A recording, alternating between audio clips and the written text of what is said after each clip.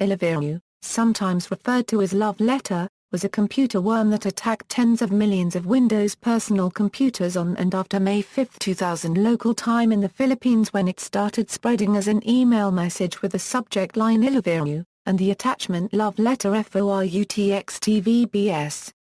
The latter file extension was most often hidden by default on Windows computers of the time, leading unwitting users to think it was a normal text file. Opening the attachment activated the Visual Basic script.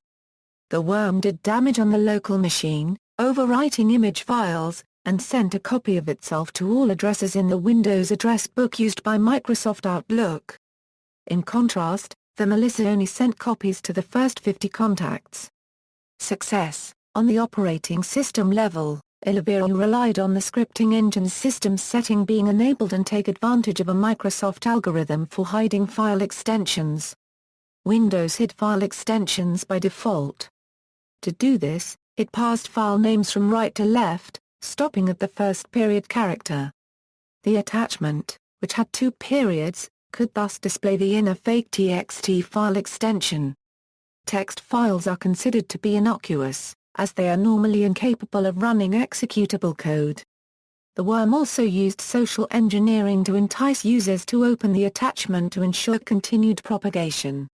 Systemic weaknesses in the design of Microsoft Outlook and Microsoft Windows were exploited that allowed malicious code capable of complete access to the operating system, secondary storage, and system and user data simply by unwitting users clicking on an icon. Spread. Messages generated in the Philippines began to spread westwards through corporate email systems. Because the worm used mailing lists as its source of targets, the messages often appeared to come from acquaintances and were therefore often regarded as safe by their victims, providing further incentive to open them. Only a few users at each site had to access the attachment to generate millions more messages that crippled mail systems and overwrote millions of files on computers in each successive network.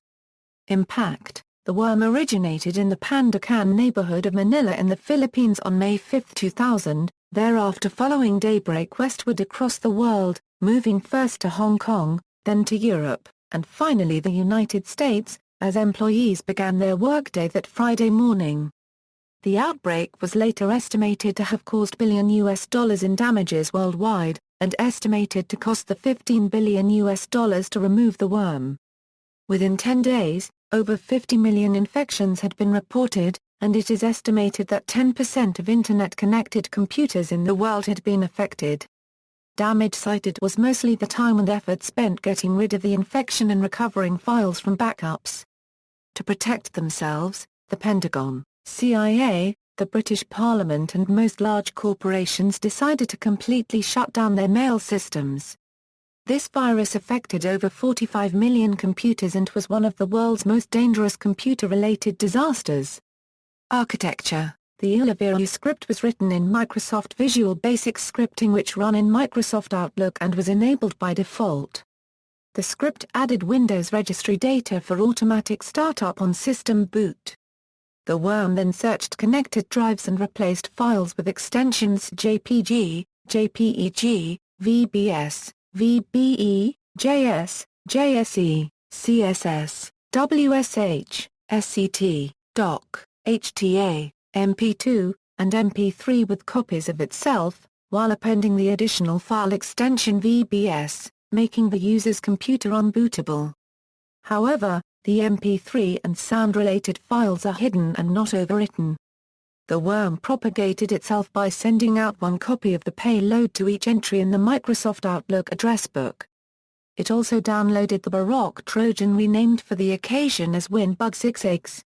The fact that the virus was written in VBS provided users a way to modify the virus. A user could easily modify the virus to replace important files in the system, and destroy it.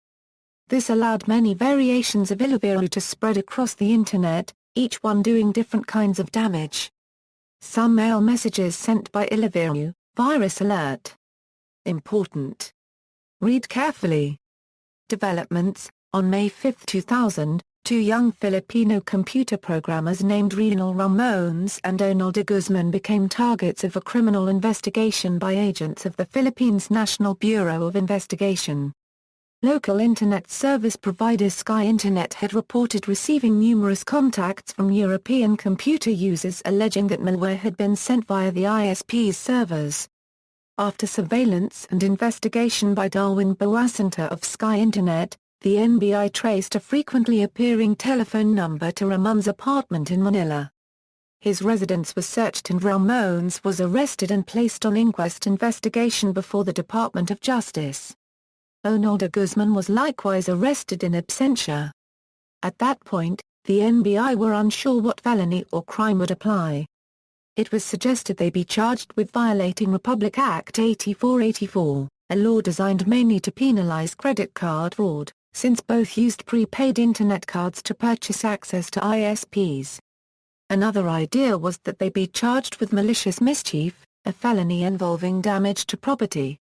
The drawback here was that one of its elements, aside from damage to property, was intent to damage, and de Guzman had claimed during custodial investigations that he may have unwittingly released the worm. To show intent, the NBI investigated AMA Computer College, where de Guzman had dropped out at the very end of his final year. They found that, for his undergraduate thesis, de Guzman has proposed the implementation of a Trojan to steal Internet login passwords. This way, he proposed, users would finally be able to afford an Internet connection. The proposal was rejected by the College of Computer Studies Board, prompting de Guzman to cancel his studies the day before graduation.